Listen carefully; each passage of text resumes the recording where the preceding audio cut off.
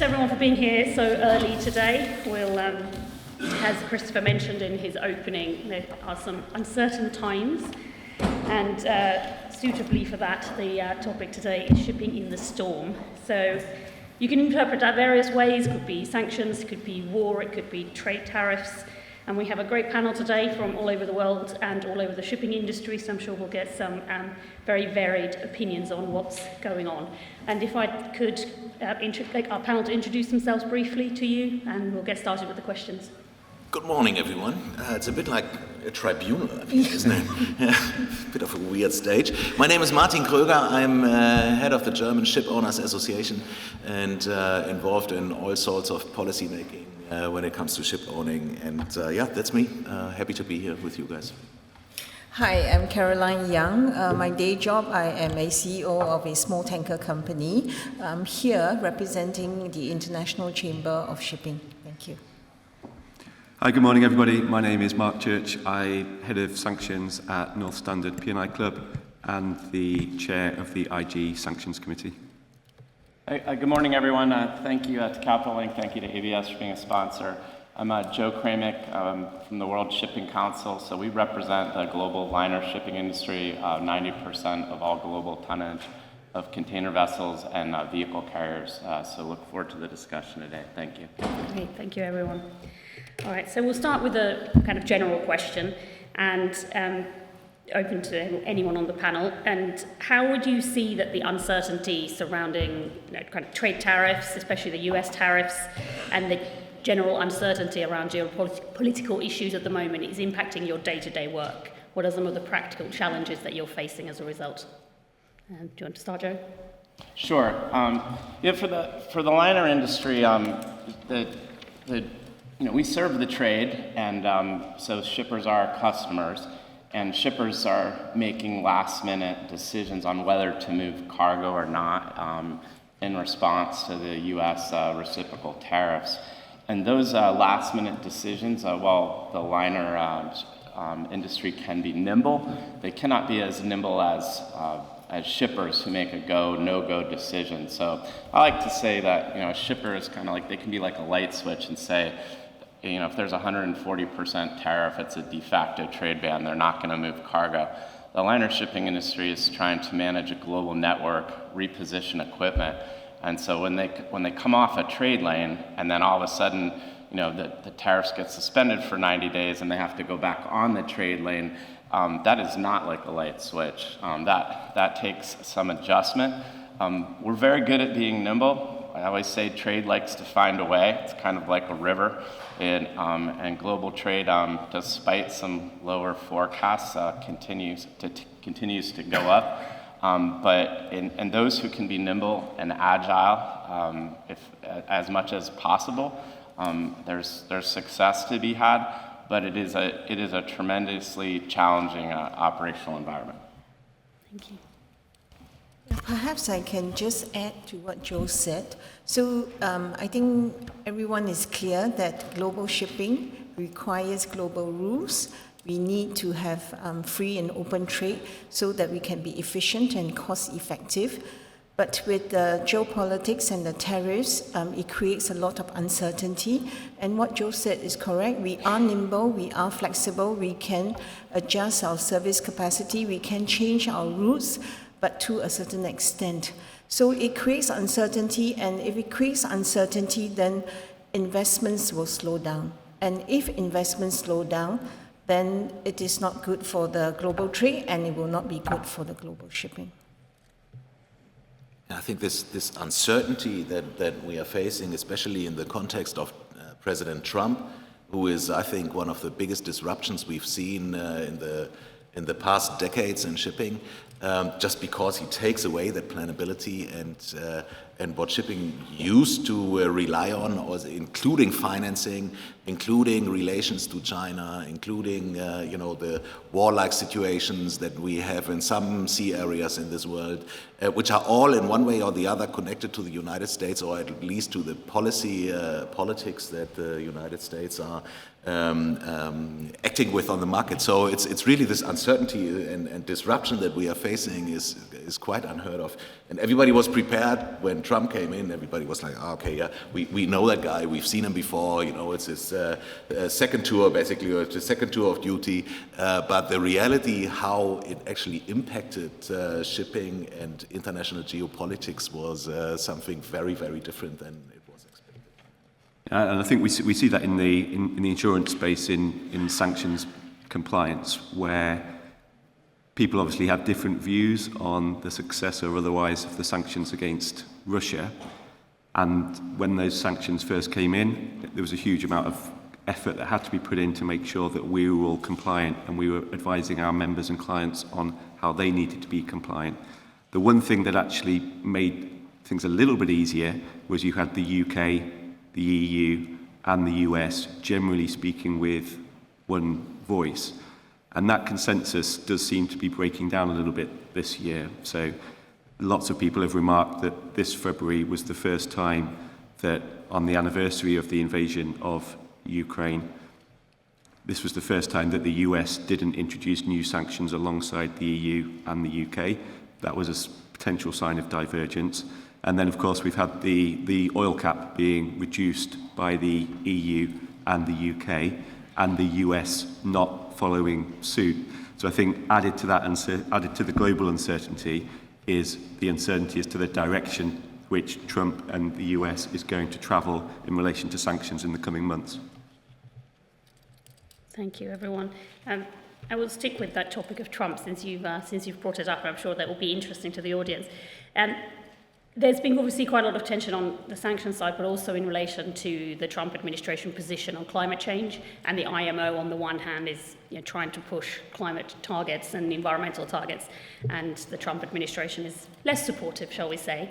I'd like to hear any opinions on that, kind of how that trade is going to play out, in your view. Perhaps I can share that it is a bit worrying for us. We believe that the IMO the carbon pricing mechanism and the global fuel standards, it is the way to go. It is complex, it is difficult, but I think we need to support it as a global maritime industry. And with Trump less supportive, actually we understand that they will attend the IMO MEPC meeting in October. So what are our concerns? Our concerns are that not only that they do not support the measures, they are going to threaten countries with tariffs, with bilateral measures if they support the measures. I think that is actually the concern of the global maritime industry. And it's all connected, right? It's not only climate change we're talking, it's not only adopting an IMO agreement, it's the Trump administration coming forward with an answer to the question from Europe and other Western states how to increase the sanctions on Russia, and the US states we are happy to increase the sanctions on Russia, but only if you introduce tariffs on China in the region between 50 and 100%. And by the way, we don't like international agreements at all. So if you are voting pro IMO agreement on mitigating CO2, we will also include that in the negotiations when you ask for sanctions. So it's every single geopolitical topic in the moment is connected, especially by the US administration, with each other, which makes it very, very complicated. And I think that is a very new situation, one we never faced at least not in IMO, because IMO is based on unity and adopting, agreements and international conventions on a unified level. Even if you have tough negotiations in the background and the decision leading to adopting a legal instrument, at least it was always adopted in a unified way in IMO, and that is definitely changing. I mean, in the last 20 years, I haven't seen IMO voting on such an important international agreement as the CO2 mitigation measures are. So this is really something, and it's so hard to predict. I mean, you guys have Arsenio Dominguez later on the panel, I think. So one of the questions I would recommend to pose to him is what his impression is where we are going in IMO. My prediction would be it's difficult to say in the moment. Nobody really has the answer. Yeah, first off, I would say the liner shipping industry is fully committed to the IMO net zero framework. We need a global framework to undergird global trade.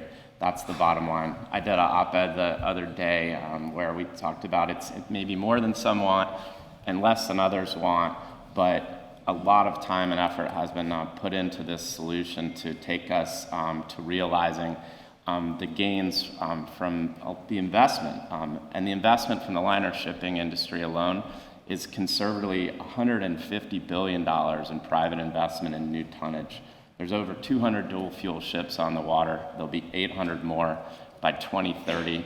So the demand signal is there for the new fuels, but you need the framework in place in order to incentivize and offset the cost difference. And without the framework, it's going to be tremendously challenging. And I never thought that all this would be linked, like Martin points out, that you would have an administration coming into the space. But from our view, this is in the hands of member states, and member states like the EU and many others have been long-standing supporters of this framework. So we'll see what happens on the floor at IMO and on October 17th. But we're staying positive, we're staying optimistic. But there's some choppy seas ahead to get it across the line. I think, these challenges are met by building consensus, and I think that's the real difficulty at the moment. This danger of further fragmentation, whether it's dealing with the issue of climate change or whether it's dealing with the growth of the shadow fleet. These challenges need global responses, and actually how do you build that consensus and get as many people agreeing on a way forward as possible is very difficult.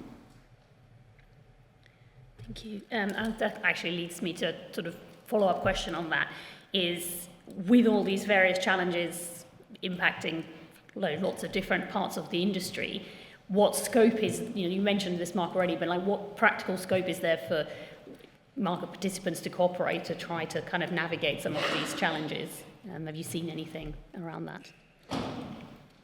I think, and it's really difficult. I think on the sanctions side, most people now are clear what the sanctions are, whether it's against Russia or Iran. They put in place compliance programs, insurers put in place compliance programs, and they know, okay, the bits that they can control, and they deal with that. The problem is, probably the biggest development over the last 18 months in the sanctions space has been the designation of thousands of tankers, or nearly 1,000 tankers. About 15% of the global tanker fleet is now subject to some form of sanctions. And not just tankers, other vessels as well. And these vessels aren't just designated and then dying. About 30%, we reckon, probably stop trading, but the majority of those vessels will continue to trade and will continue to sink. They will continue to collide with other ships. They will continue to have maritime accidents.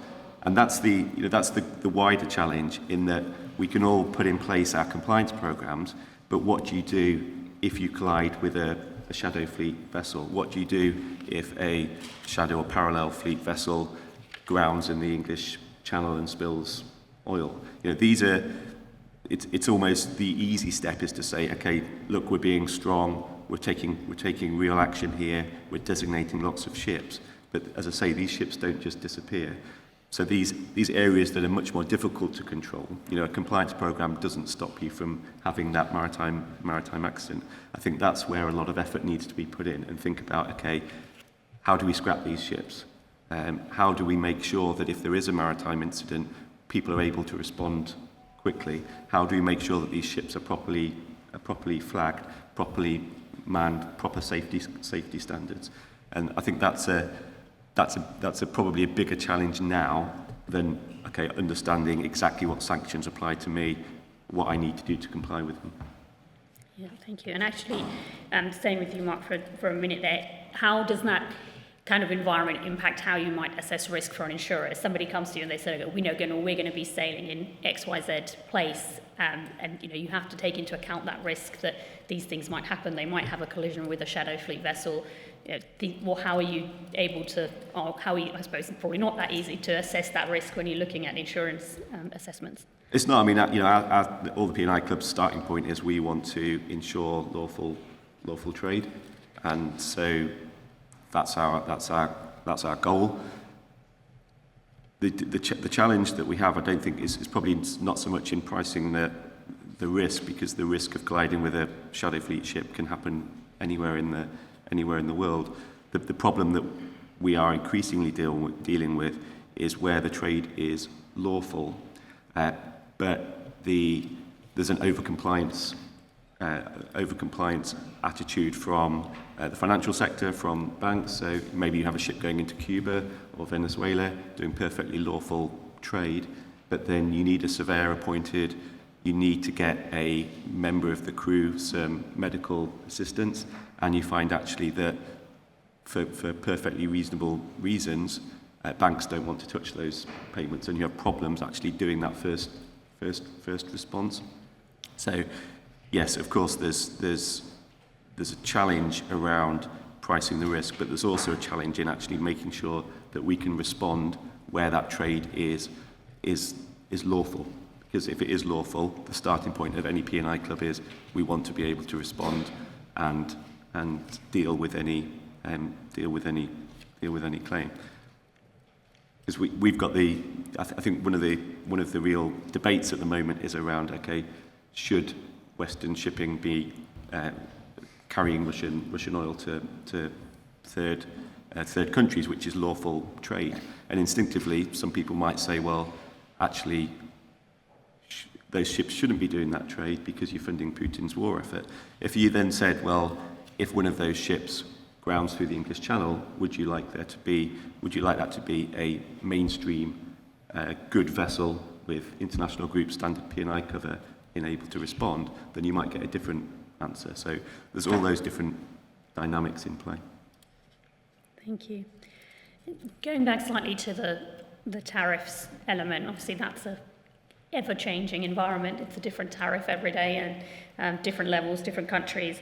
I'm conscious that we are missing one of our ship owners on the panel, but I'm sure others can contribute to this. Have we seen much in terms of adjustment of trading patterns or strategies of ship owners in terms of trying to respond to the tariffs, or just trying to avoid having to get tangled up in them altogether?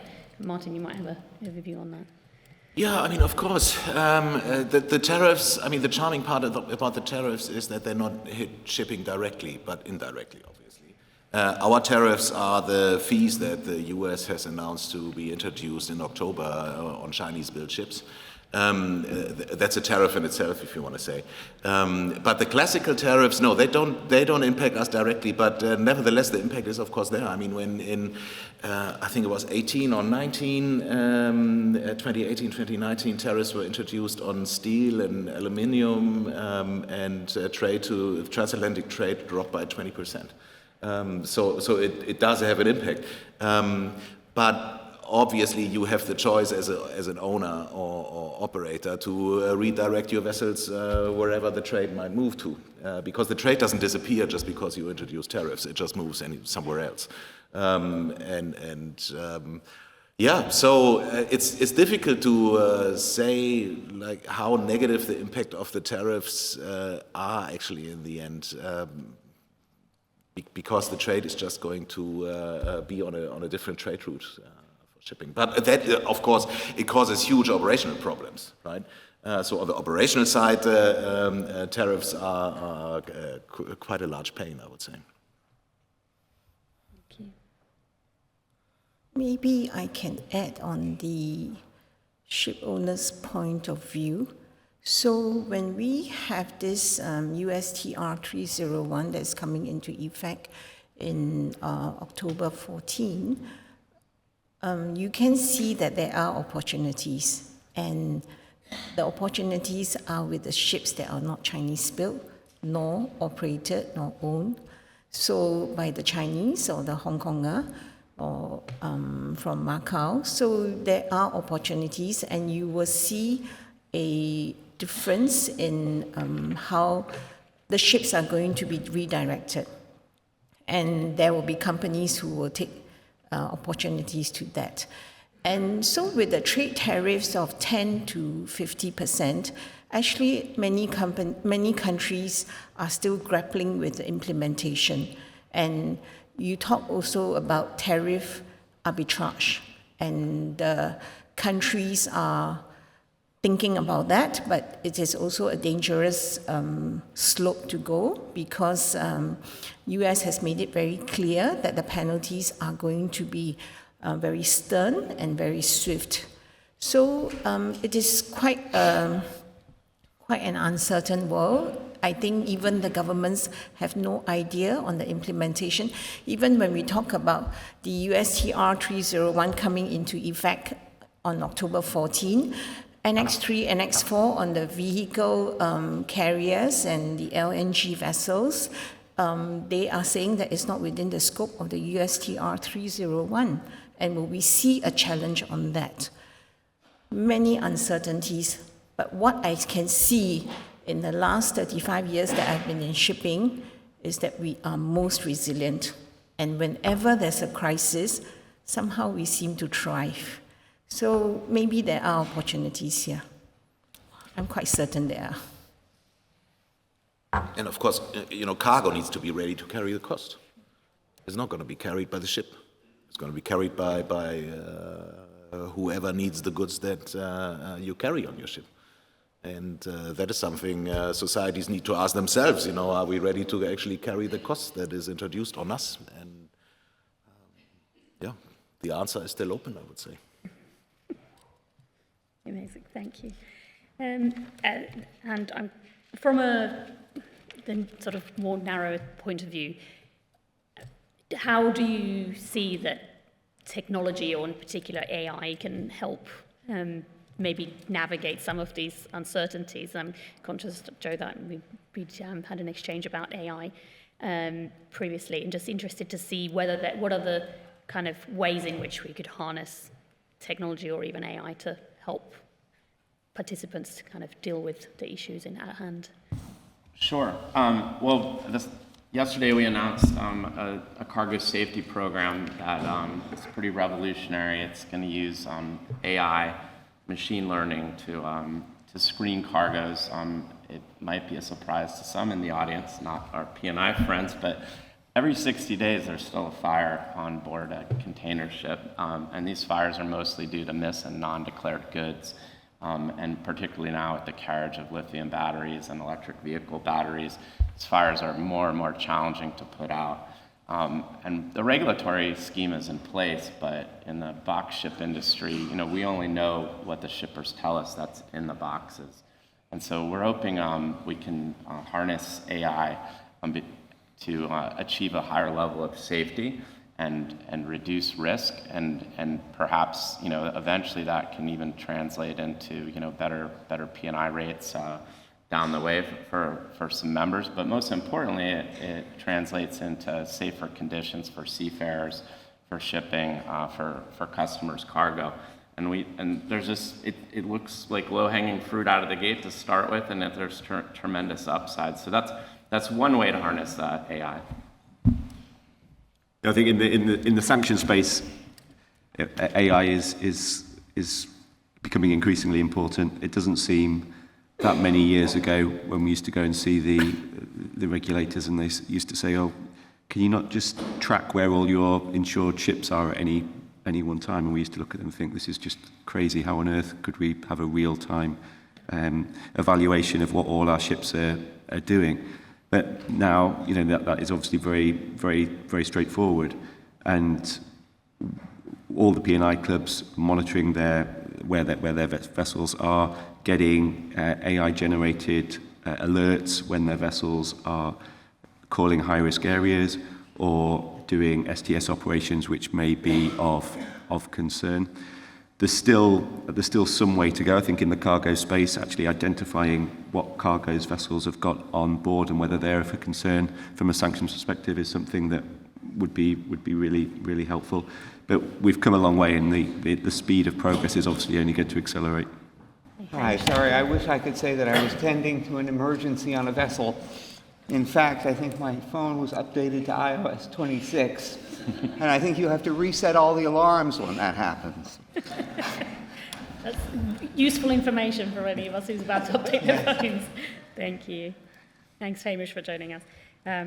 We will now, I suppose, probably put you on the spot a little bit, but we've just been discussing how technology might help to navigate some of the risks in the markets around sanctions, around tariffs, around any kind of particular challenges. I'd be interested, from your point of view as a ship owner, whether you're seeing much of that. Well, I don't see too much of it yet.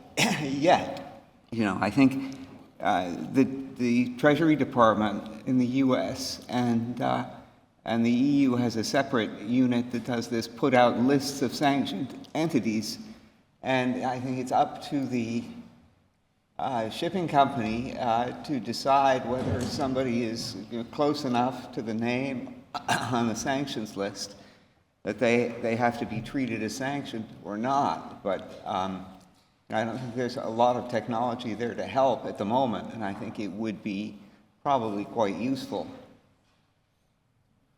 Thank you.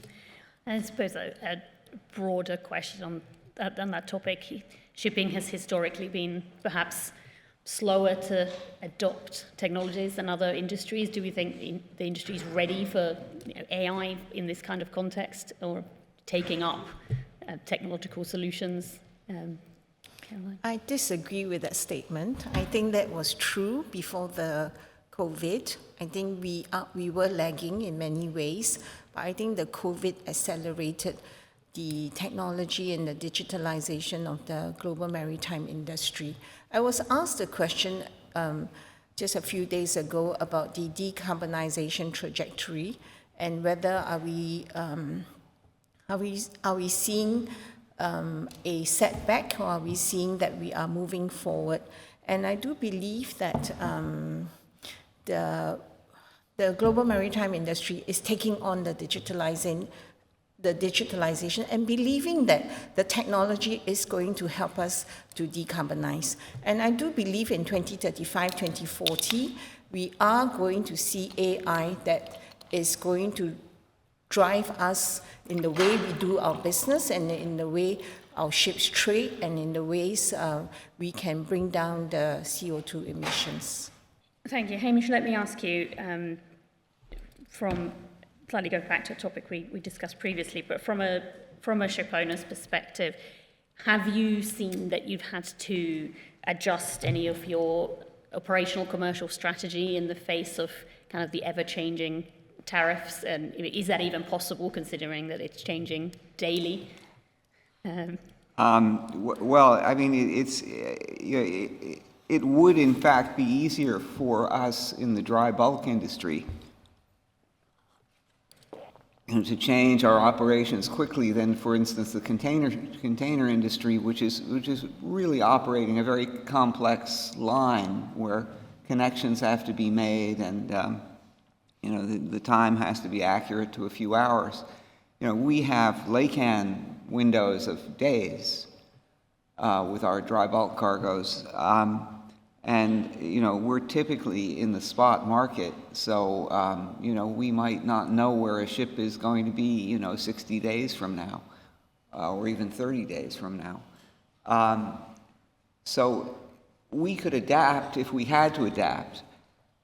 We haven't really had to adapt because, just out of sheer luck, I think, the port fees that are being proposed on Chinese vessels are only for ships of a certain class or larger, and that, I believe, lets through the Kamsarmaxes most of the time. But also it's for imports of things to the U.S. where there are port fees on Chinese ships, not exports. And we're typically in the business of exporting grain and coal from the U.S. We're not really bringing much, if anything, to the U.S. as dry bulk cargoes.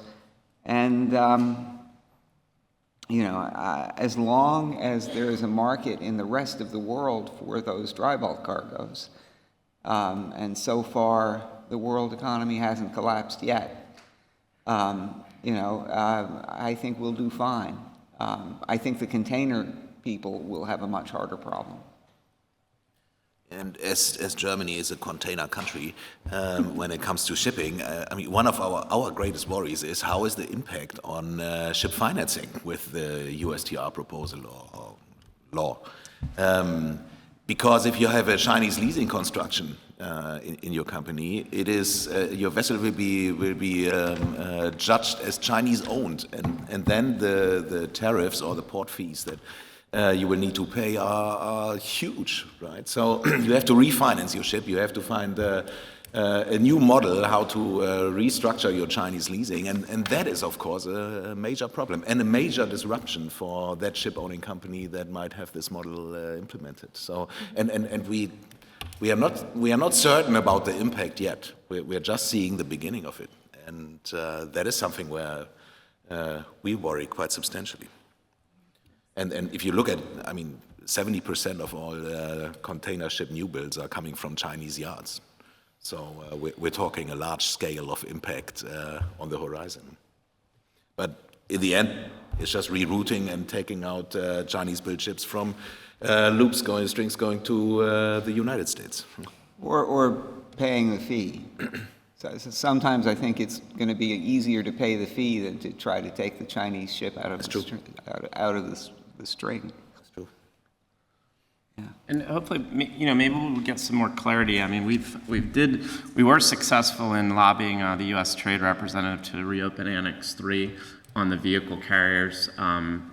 We haven't heard back from them yet. It's about a month to go before the fees go into effect. But like other colleagues have mentioned, imposing the fee on all foreign-built vessels is unmoored from the China 301 investigation and into market manipulation. And so they do conceivably take on some legal risk. We've seen in the IEEPA tariffs that are being litigated right now, there's a possibility of damages as well. And so, it's how those come out. So we would hope that they would provide some additional clarity. Right now they're also applying to the U.S. Maritime Security Program vessel participants in that are vehicle carriers, and we would think they would have to back off on that. Otherwise, the model doesn't make sense to participate in that program where you're hauling U.S. sea lift support and DoD cargoes. So hopefully they come back, with some additional clarity that would be helpful.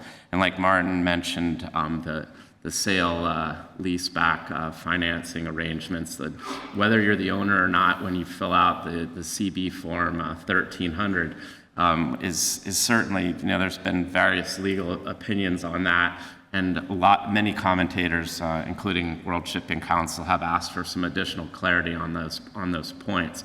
So hopefully we do receive that, but the clock is certainly ticking, and so I think the assumption ship owners have to make right now is, as the first order, on October 14th, as written, those fees are going to come into effect unless we hear something more. And as a legislator, if you are looking for a sign, if you've actually introduced bad legislation, which is completely unacceptable, then it is if people start paying fees or fines voluntarily. That's the sign you're looking for, that you introduce something which is completely crazy. And this is not only for the US, this also goes for the EU. If you look at the Fuel EU regulation, for example, to take environmental regulation into focus a little. If you're at a stage where you have a company saying, I'd rather pay the fine because it's cheaper than complying, something is wrong with your legislation. Don't look any further. Look at your legislation and change it. That would be quite a step. So we're coming towards the end of the panel. So it's a question then is, we've talked about how trade patterns might change. People will go to where the trade is. They might not be the US. Chinese leasing might lose out. People will have to refinance, which means that some other finances might win. So, but who's winning here? And I can see a situation where if trade is directed away from the US, that increases competition. Who's going to win here and who's going to lose, or do we just not know? I read an Economist article recently, and they spoke about the U.S. tariffs and who is winning. And Economist has said that China is going to win. And if you look at the year-on-year, although the exports to U.S. has actually dropped, if memory serves me correctly, actually dropped by about 20%, but actually China exports to all the other countries have increased. And in fact, they said about with the African nations, it's about 30%, with Southeast Asia, it's about a certain percentage, and they are also setting up their production facilities in Southeast Asia. So, if you look at US, it is 11% of the global trade. 89% of the trade does not involve US, but US is still a very big partner, but countries are making decisions, what works, and Chinese, with this diplomacy now and the way they are doing business, it does look, if I read the Economist article correctly, it does seem that China is going to win. Thank you. Well, yeah, I think your question was really about ship finance. I think it's more general, but for example, ship finance is, I suppose, one aspect. Yeah, I think basically the U.S. is, of course, out of ship finance for all practical purposes. There are one or two banks that lend against shipping, but nothing, not in high volume. The European shipping banks, the Asian shipping banks remain very strong and are willing to lend large amounts to large shipping companies and willing to lend much less to small shipping companies. And I think that this actually might be what eventually drives some consolidation in the ship owning business. But China is, of course, very strong in ship lending as well.